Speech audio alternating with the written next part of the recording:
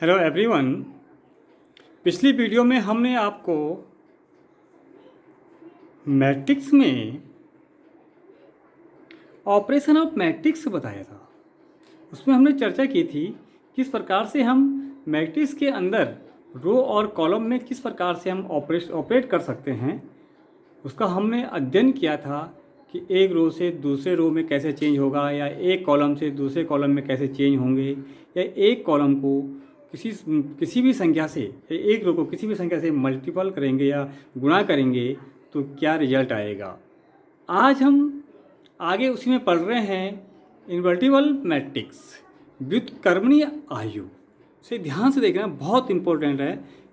अगले आपके board exam के लिए भी बहुत इंपॉर्टेंट है, और आगे जो प्रश्नावली हम पढ़ेंगे वहाँ भी इसका बहुत अच्छा बड़ा रोल है उसका उसमें। ठीक, तो ये व्युत्क्रम आयु क्या होता है। इनवर्स सिंपल से हम मैथमेटिक्स में पढ़ते हैं कि सपोज कोई संख्या 5 है हमारे पास, तो 5 का व्युत्क्रम निकालना है। कोई संख्या 5 है, उसका उल्टा निकालना है, व्युत्क्रम निकालना है। तो व्युत्क्रम क्या हो जाएगा, 5 का व्युत्क्रम हो जाएगा 1/5। मतलब 5 की घात ऋण 1, और इस 5 की घात को ही 5 इन्वर्स भी कहते हैं। अगर इन दोनों का गुणा करेंगे 5 × 5 इन्वर्स, ऑलरेडी कितना आ जाएगा, मान 1 आ जाएगा, क्योंकि 5 गुणा आ गया 1/5 हो जाएगा, ये 1 आ जाएगा। लेकिन मैट्रिक्स में क्या होता है, सपोज ये मैट्रिक्स ए थी, इसका इन्वर्स लिख दिया हमने ए इन्वर्स, तो इसका मान यहाँ पे 1 नहीं, इसको आई मानते हैं, आइडेंटिटी मैट्रिक्स होता है। यहाँ हम ध्यान मुख्यतः इन्वर्स किसका निकलता है, ध्यान से देखो। यदि ए एक वर्ग आयु है, कोई भी मैट्रिक्स हमारे पास, कोई भी एक मैट्रिक्स ए है, और एक अन्य दूसरी वर्ग आयु है, कोई भी दूसरी मैट्रिक्स बी हो सकती है, ठीक, जिसका अस्तित्व इस प्रकार से होता है ए बी। सपोज ये कंडीशन आ गई, A B is equal to B A is equal to I. इन दोनों का गुणन ए बी गुणा किया तो बी ए के बराबर आ गया, और वो कितना आता है, सपोज आई आ गया किसी मैट्रिक्स में, आई मीन्स आइडेंटिटी मैट्रिक्स आ गया, तो ए बी का इन्वर्स हो सकता है और बी क्या होगा, ए का इन्वर्स होता है।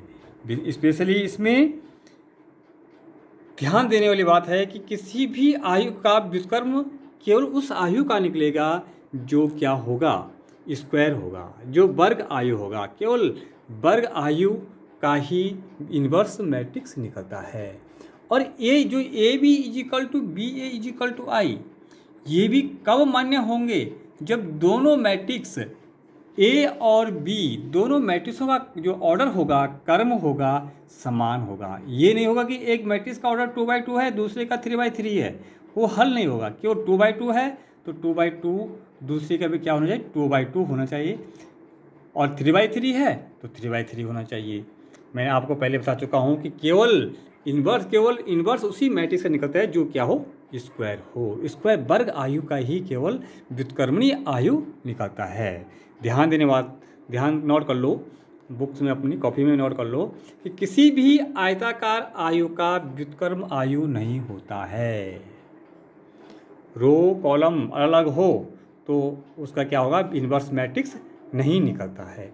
अब इन्वर्स कैसे निकालते हैं किसी भी मैट्रिक्स का, यहाँ हम 2 प्रकार के ऑपरेशन उस पर करते हैं। एक हो गया एलिमेंट्री रो ऑपरेशन। ध्यान से देखना, एलिमेंट्री रो ऑपरेशन केवल अगर हम छेड़छाड़ करेंगे तो केवल उसे किस में करेंगे, रो में करेंगे। लेकिन क्या करें, एलिमेंट्री रो ऑपरेशन में क्या होता है, सपोज हमारे पास कोई मैट्रिक्स ए है, तो उस मैट्रिक्स ए का ए इन्वर्स निकालना है। क्या निकालना है, ए इन्वर्स। तो इसको लिखने का क्रम ये होता है, ए इजिकल टू आई ए। ध्यान से देखो, ए इजिकल टू आई ए लिख दिया हमने। अब इस ए जो लेफ्ट हैंड साइड जो ए है, इस ए को आई बनाना है।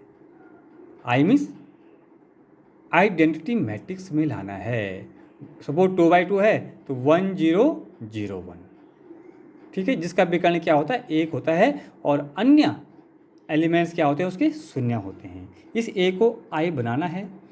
ये आई, इस आई से जब हम यहाँ इसमें ऑपरेट करेंगे तो वही ऑपरेशन यहाँ भी होगा, तो ये आई की कोई नई मैट्रिक्स आएगी बी, इस ए को यहाँ ए ऐसे ही उतार देना है। तब क्या हो जाएगा, ये ए बी इजिकल टू आई आएगा। इट मीन्स जो ये बी है, यही ए का इन्वर्स मान होगा। यही क्या होगा? ए का इन्वर्स मान होगा।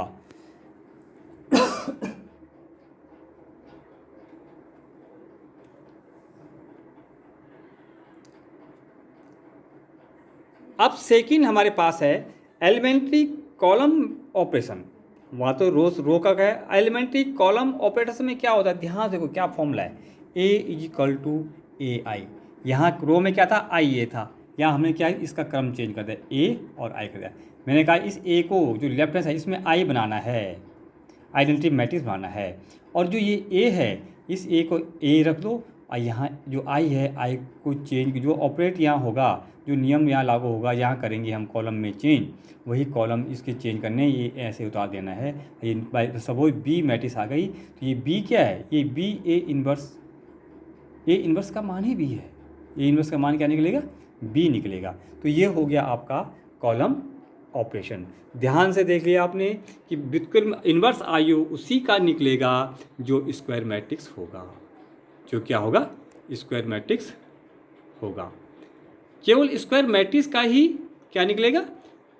मिनी स्क्वायर मैट्रिक्स का ही इन्वर्स निकलेगा। आयताकार मैट्रिक्स होगी उसका व्युत्क्रम नहीं होता है, मैंने पहले बताया। और हमने कहा A B is equal to B A is equal to I.